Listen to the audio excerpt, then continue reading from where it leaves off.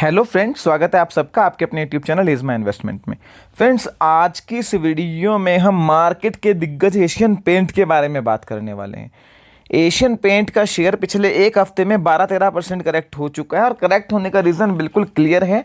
International market में Russia Ukraine conflict के बीच में जो कच्चे तेल का क्रूड ऑयल का प्राइस बढ़ रहा है उसकी वजह से जो है स्टॉक पर मार पड़ रही है, क्योंकि पेंट बनाने के लिए क्रूड ऑयल जो है एक बेसिक रॉ मटेरियल है। तो वहाँ पर अगर रेट बढ़ता है तो इनके मार्जिन्स पर असर पड़ना तय है। और जिस तरह के बिजनेस में ये कंपनी है, यहाँ पे तुरंत जो है इनपुट कॉस्ट इन्फ्लेशन को कंज्यूमर को पास ऑन करना इस तरह की कंपनीज के लिए पॉसिबल नहीं होता है। तो आने वाले क्वार्टर में उसका इम्पैक्ट पड़ना है, जिसका असर एशियन पेंट के शेयर पर देखने को मिल रहा है। पर फ्रेंड्स, हम आपको बताने वाले हैं कि क्यों ये आपके पास गोल्डन अपॉर्चुनिटी है कि आप माल भर के बैठ जाइए।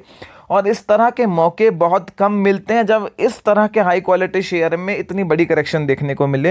ये लॉन्ग टर्म में एक बड़ा मल्टी बैगर साबित हो सकता है। और वैसे भी मार्केट में शायद जिस भी लेवल में जिसने एशियन पेंट लिया होगा उसका भर के पैसा बना है, भर भर के यहाँ इसने इन्वेस्टर की झोली में पैसा डाला है और आगे भी ये डालता रहेगा।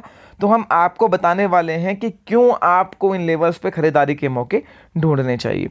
फ्रेंड्स, रशिया यूक्रेन कन्फ्लिक्ट के बीच में क्रूड ऑयल का प्राइस लगभग 40-50% के आसपास बढ़ चुका है और हमने ऑलरेडी डिस्कस किया है कि उसका डायरेक्ट इम्पैक्ट एशियन पेंट के शेयर पे पड़ना है। 3590 का इसका ऑल टाइम हाई है, वहाँ से 22% के आसपास स्टॉक करेक्ट हो चुका है। एशियन पेंट के बारे में फ्रेंड्स मैं पहले आपको कुछ बात बता दूं कि compounded long term growth story है। शायद कंजम्पशन थीम का बेस्ट स्टॉक मैं इसको बोल सकता हूं।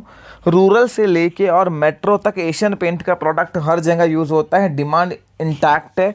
कोई वन टाइम यूजेबल प्रोडक्ट नहीं है कि घर बना लिया एक बार पेंट कर लिया। रिपीटेड डिमांड आपको देखने को मिलेगी और रिप्लेसमेंट डिमांड है तो वो इंटैक्ट रहेगी। 70% से ज़्यादा इंडियन डेकोरेटिव पेंट इंडस्ट्री में इनका मार्केट शेयर है। जो ऑर्गेनाइज सेक्टर है पेंट का उसमें 50-60% के आसपास का मार्केट शेयर है। कंपनी जो है, जो इनका किचन का बिजनेस है स्लीक के नाम से, उसमें ज़बरदस्त ग्रोथ देखने को मिल रही है, ज़बरदस्त प्रोडक्ट रेंज है। बाथ बिजनेस में भी, सैनिटरी वेयर में भी कंपनी लगातार अपना एक्सपेंशन कर रही है। ये तो कंपनी के बिजनेस मॉडल की बात है। फ्रेंड्स, एक और रीज़न जो मेरा है एशियन पेंट पे बुलिश होने का, वो ये है कि क्रूड ऑयल का प्राइस भले ही 40-50% बढ़ गया हो, पर अगर मैं क्रूड ऑयल का 8-10 साल का आउटलुक देखूं तो वो कोई बहुत ज़्यादा पॉजिटिव नहीं है। पूरा वर्ल्ड ग्रीन एनर्जी पे फोकस कर रहा है।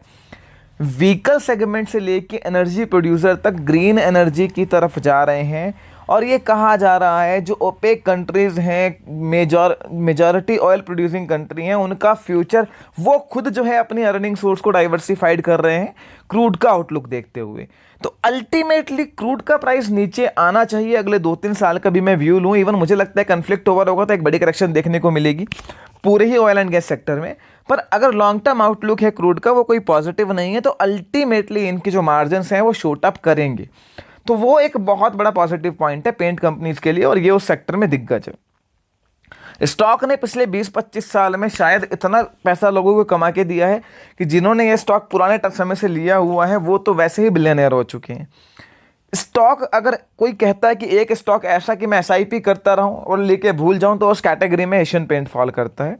और जैसे मैं बात कर रहा हूं, जो क्रूड का रेट प्राइस बढ़ा है वो अब इस करेक्शन के बाद तो फैक्टर्ड इन हो ही चुका है।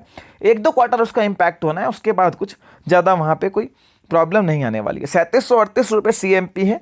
2.62 लाख करोड़ की कंपनी की मार्केट कैपिटल है। कंपनी की मेजॉरिटी ऑफ अर्निंग जो है पेंट सेगमेंट से आती है, 87% के आसपास, और 13% के आसपास की अर्निंग बाकी जो इनका किचन और बाथवेयर का सेगमेंट है वहाँ से आती है। और वहाँ पर ये अपना प्रोडक्ट एक्सपेंशन लगातार कर रहे हैं। फ्रेंड्स, ये कंपनी FY23 में सब्जेक्टेड टू कि जो क्रूड ऑयल का प्राइस है वो कितना इंपैक्ट पड़ता है, कितने टाइम ये कन्फ्लिक्ट चलता है। मुझे लगता है इसका इंपैक्ट Q4 में पड़ना चाहिए। Q1 FY23 में ज़्यादा इंपैक्ट नहीं होगा। 35 रुपये के आसपास का ये EPS पोस्ट कर सकती है। कंपनी फेयरली प्राइस्ड है। इस तरह की कंपनी महंगे वैल्यूएशंस पे ट्रेड करती हैं, करती थी और करती रहेंगी। एशियन पेंट और इसी सेगमेंट में तो नहीं है, पर हाँ इंडस्ट्रियल जो होम डेकोरेटिव और बिल्डिंग मटेरियल के से ही रिलेटेड एक और शेयर जो इसी के इम्पैक्ट की वजह से बहुत टूटा है, पिडिलाइट। दोनों ही कंपनी महंगी थी, हैं और रहेंगी। मोनोपोलिस्टिक सिचुएशन है। मोनोपोलिस्टिक तो नहीं, मतलब मैं मोनोपोली नहीं है, पर इतना बड़ा मार्केट शेयर इनके पास है कि इनके प्रोडक्ट और इस कंपनी का नाम और जिस सेगमेंट में कैटर करती हैं वो सिनोनिम बन चुके हैं। तो यहाँ पर ये दोनों ही शेयर एक बाय एंड फॉरगेट कैटेगरी में है। मुझे लगता है कि जो लॉन्ग टर्म इन्वेस्टर हैं उन्हें तो अपॉर्चुनिटी देखनी चाहिए एशियन पेंट पिडिलाइट जैसे शेयर में और ख़रीद के भूल जाएं। फ्रेंड्स 2738 रुपये के आसपास का प्राइस है। मान के चलिए मोटा मोटा कि ये स्टॉक अगले एक साल में अपना जो हाई है 3500 रुपये का उसको क्रॉस करने का पूरा दमखम रखता है। तो बहुत कम रिस्क के साथ में आपके पास एक अच्छी इन्वेस्टमेंट अपॉर्चुनिटीज़ है। 20-25% का रिटर्न इस तरह के मार्केट में कम नहीं होता है, और इस तरह के शेयर में, वो भी एशियन पेंट जैसे शेयर में, अगर आप इसको खरीदते हैं और 1-1.5 साल रखते हैं तो आपको अच्छा खासा गेन देखने को यहाँ पे मिल सकता है। अदरवाइज तो ये बेचने वाली चीज़ ही नहीं है। लो और भूल जाओ, गिरे तो और ले लो उस कैटेगरी में एशियन पेंट। और इवन मैंने जो है मेंशन नहीं किया, पर पिडिलाइट दोनों ही शेयर इस कैटेगरी में फॉल करते हैं। फ्रेंड्स, फर्दर आपकी कोई भी क्वेरी इस वीडियो को लेकर हो, feel free to ask me in the comment section. Video पसंद आई है लाइक कीजिए, दोस्तों के साथ शेयर कीजिए। आपके अपने YouTube channel is my investment को सब्सक्राइब करना ना भूलें।